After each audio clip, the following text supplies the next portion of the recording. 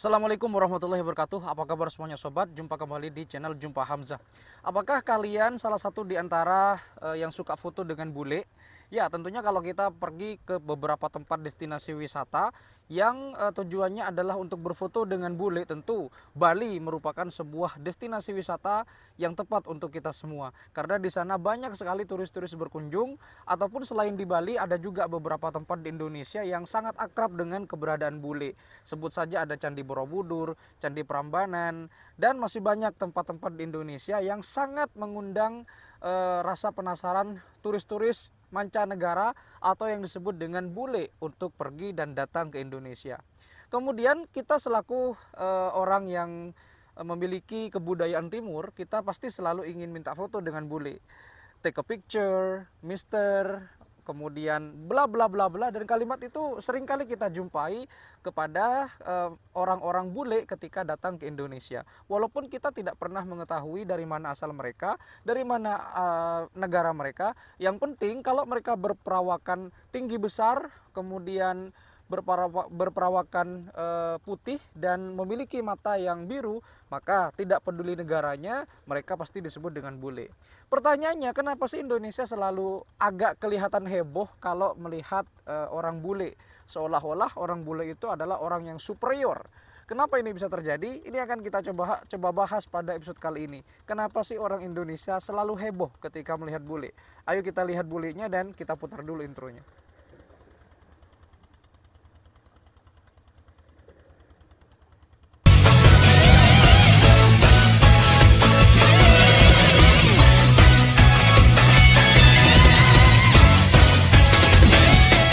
Turis atau bule itu merupakan sebutan atau istilah bagi orang-orang yang berkunjung ke negara selain negara asalnya. Turis tentunya ini berbeda dengan bule ya. Kalau turis itu berasal dari kata tourism atau kunjungan, kalau turis berarti pengunjung. Sedangkan kalau bule ini mengacu kepada sebuah tempat di mana tempat itu berasal dari tempat-tempat yang didiami oleh orang-orang kulit putih atau orang-orang bangsa Eropa di masa kolonial Belanda atau di zaman Hindia Belanda yang berawal disebut dengan boulevard. Jadi kata-kata bule itu ternyata diambil dari istilah boulevard, yaitu tempat orang-orang Eropa, bangsa-bangsa Eropa yang tinggal di kawasan Hindia Belanda pada zaman kolonial. Kemudian karena pengucapan orang-orang Nusantara, khususnya orang-orang Jawa sulit mengucapkan istilah boulevard, kemudian disingkat menjadi kata bule. Ya, ini mengingatkan kita kepada sebuah istilah Batavia kemudian menjadi Betawi. Ya, begitulah karena lidah-lidah pengucapan atau pronunciation dan aksen-aksen orang Belanda dan orang-orang Eropa khususnya yang berbeda dengan orang-orang Jawa membuat lidah orang Jawa itu sulit untuk mengucapkannya.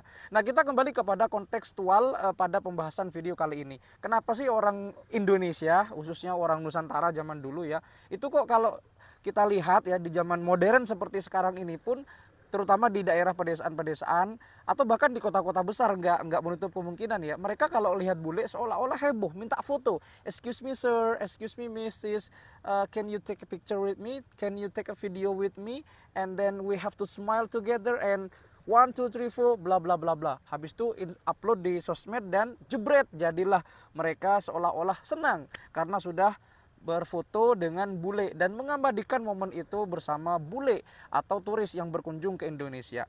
Nah, menariknya adalah turis atau bule ini itu selalu identik dengan orang-orang kulit putih. Jadi kalau misalkan ada bule yang dari negeri-negeri seperti negeri Arab, negeri-negeri Mesir, Afrika, kemudian yang bermata sipit, itu nggak termasuk bule kalau kita mengacu kepada istilah boulevard. Kenapa? Karena kalau kata boulevard itu khusus kepada orang-orang Eropa yang tinggal di kawasan Nusantara atau di kawasan Hindia Belanda pada zaman kolonial. Sedangkan kalau orang-orang Arab, kemudian orang-orang mata sipit atau orang kulit hitam itu disebut turis, bukan bule, walaupun mereka tinggal di kawasan Nusantara atau Hindia Belanda di zaman kolonial.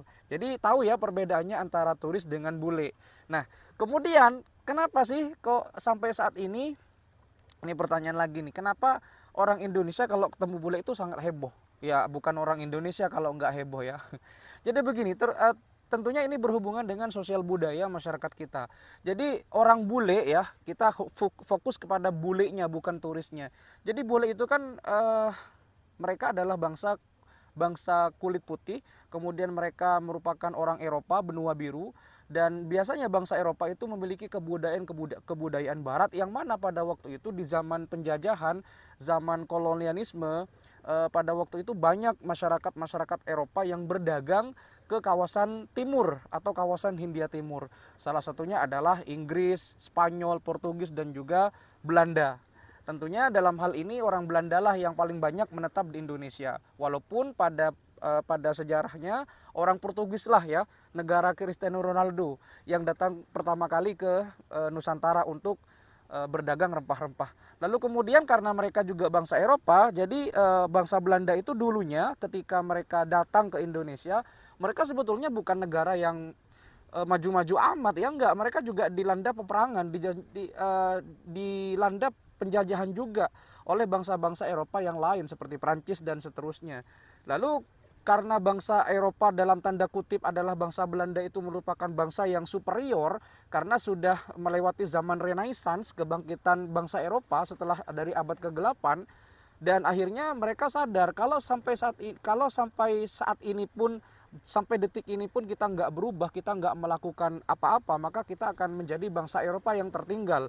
Itu menurut orang Belanda ya.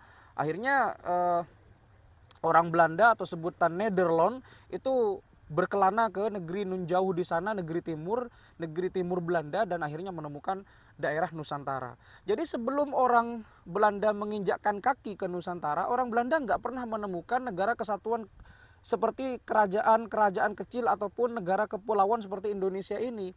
Karena kan orang Indonesia dulu sebelum jadi orang Indonesia kan mereka dalam tanda kutip adalah hanya kerajaan-kerajaan kecil, kemudian mereka hanya melakukan peperangan-peperangan demi menaklukkan daerah kekuasaannya hingga akhirnya bangsa Eropa datang dan bangsa Belanda banyak mendiami beberapa kota-kota di daerah Nusantara pada waktu itu, sehingga orang Nusantara sadar bahwa kita ini harus bersatu walaupun dalam bentuk negara kepulauan. Nah, kemudian pada waktu itu negara-negara yang ada di kawasan Nusantara, khususnya negara Belanda pada waktu itu sangat dimintai bantuan oleh beberapa sultan dan beberapa kerajaan-kerajaan yang ada pada waktu itu. Kenapa? Karena orang Belanda itu satu, mereka memiliki ilmu pengetahuan yang luas.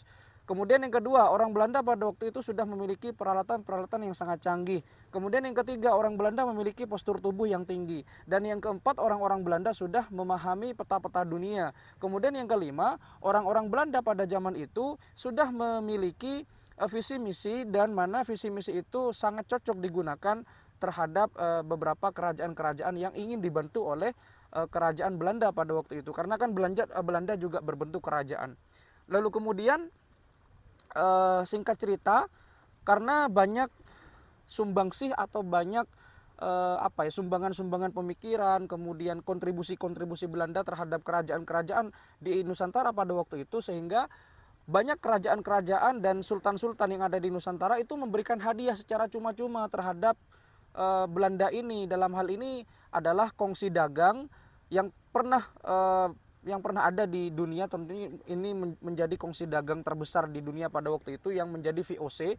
VOC itu diberikan hadiah dari raja-raja karena sudah membantu pemerintahan pada waktu itu, pemerintahan kerajaan kecil di Nusantara untuk kepentingan politiknya, sehingga lambat laun VOC ini banyak sekali hadiah-hadiah dari kerajaan-kerajaan dan akhirnya punya tanah, punya lahan, sehingga VOC bisa menjadi besar dan akhirnya dikelola oleh pemerintah Hindia Belanda atau kerajaan Belanda, maksud saya, bukan Hindia Belanda ya, itu koreksi.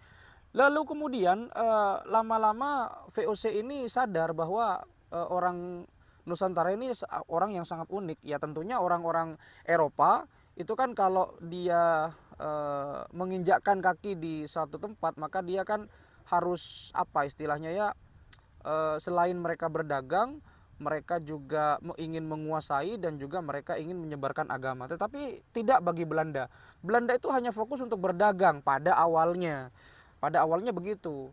Kemudian setelah lama karena mereka sadar dan Ya sadarnya kenapa? Karena mereka singgah di tempat yang sangat sangat disebut layak dengan surga ya, disebut dengan surga. Kenapa? Zamrud Khatulistiwa itu sangat kekayaan alamnya itu sangat melimpah, sehingga orang-orang Eropa khususnya orang Belanda itu betah tinggal di Indonesia berlama-lama. Ya konon sejarahnya adalah 350 tahun. Tetapi entah seperti apa, benar atau tidak. Lalu kemudian karena mereka sudah senang berdagang, akhirnya mereka ingin menjajah di Nusantara pada waktu itu yang disebut dengan divide ad impera, kan begitu kalau sejarahnya. Nah, sosial budayanya adalah ketika orang-orang bule atau orang-orang Belanda pada waktu itu tinggal di kawasan Hindia Timur, karena di Hindia Barat itu juga ada. Lalu kemudian mereka mendirikan sebuah kawasan yang disebut dengan Boulevard. Ya, kembali lagi ke awal tadi, sebuah tempat kawasan orang Eropa, orang-orang elit tinggal di kawasan Hindia Belanda. Nah, kemudian karena orang-orang Jawa khususnya pada waktu itu sulit mengatakan Boulevard, mereka menyebut dengan kata-kata bule. Nah, kemudian karena orang-orang Belanda ini tujuannya adalah hanya untuk berdagang, jadi beberapa orang pada waktu itu tidak ingin memperkenalkan budaya mereka. Mereka hanya fokus untuk berdagang. Mereka juga tidak fokus kepada keagamaan mereka. Yang penting saya kaya, yang penting saya berdagang. Tetapi orang-orang Belanda pada waktu itu kaget setengah mati kalau melihat kebiasaan orang Nusantara. Kenapa? Nah, kita lihat nih, orang-orang Nusantara di mata orang Eropa itu sangat aneh, sangat lucu. Kenapa? Satu, kalau sarapan ya di orang-orang Indonesia itu kan selalu makan nasi.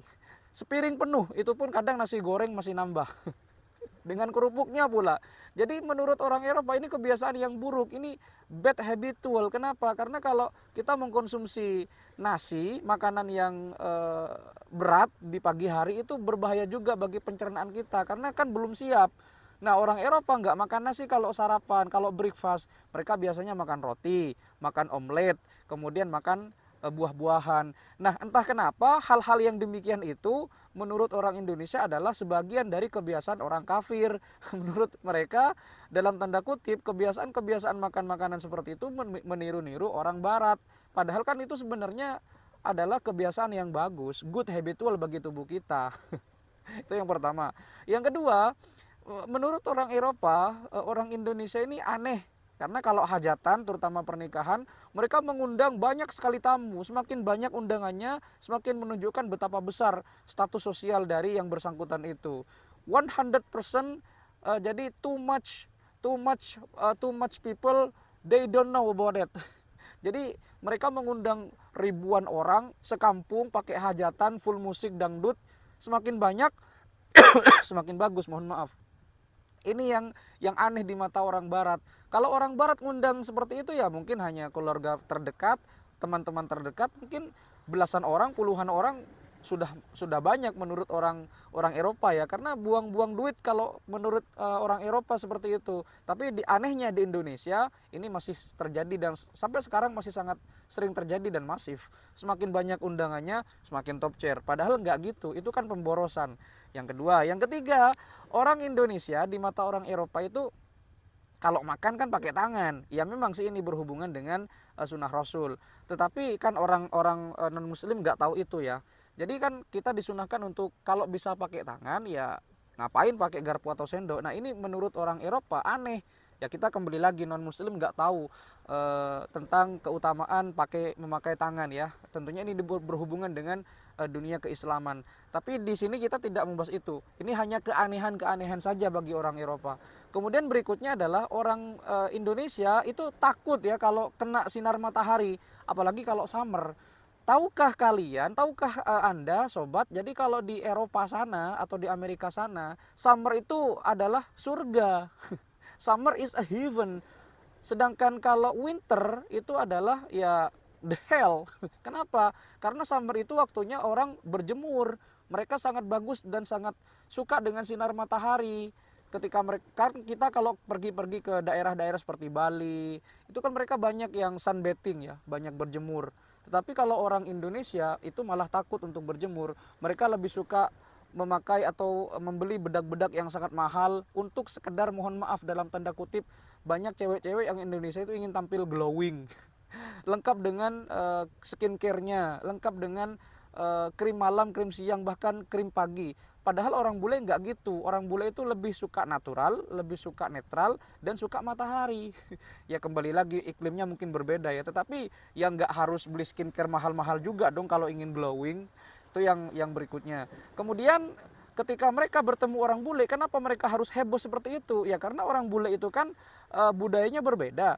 Kemudian mereka memiliki ilmu pengetahuan yang luas dan sejak dulu dipercaya oleh kerajaan-kerajaan untuk dimintai tolong, sekedar meminta pendapat, minta bantuan strategi perang, minta bantuan domestik untuk alat-alat canggih, sehingga ini sampai sekarang turun temurun dikenal bahwa orang barat itu sering seolah-olah memiliki pengetahuan yang lebih tinggi daripada orang Nusantara. Iya, orang barat memiliki postur yang lebih tinggi daripada orang Nusantara. Iya, orang barat suka membaca. Iya, orang barat suka berolahraga. Iya, tapi tidak dengan orang Nusantara. Tapi nggak semuanya ya, saya hanya menyebutkan sebagian saja. Tetapi kan di era literasi digital ini tentunya kita juga harus pandai-pandai membaca dong.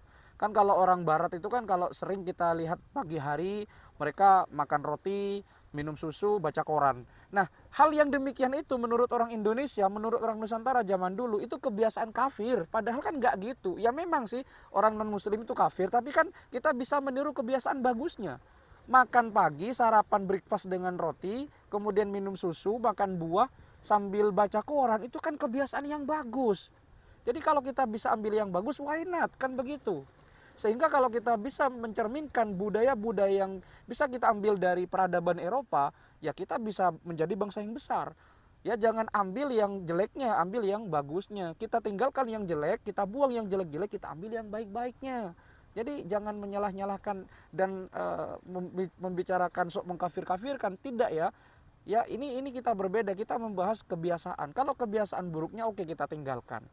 Ya, kemudian kita ambil yang baik-baiknya. Sehingga kita nggak salfok lagi, nggak heboh lagi kalau ada orang bule yang datang ke Indonesia. Justru kita harus bangga, kita ini Nusantara, kita dikagumi zaman dulu, sampai sekarang pun kita dikagumi.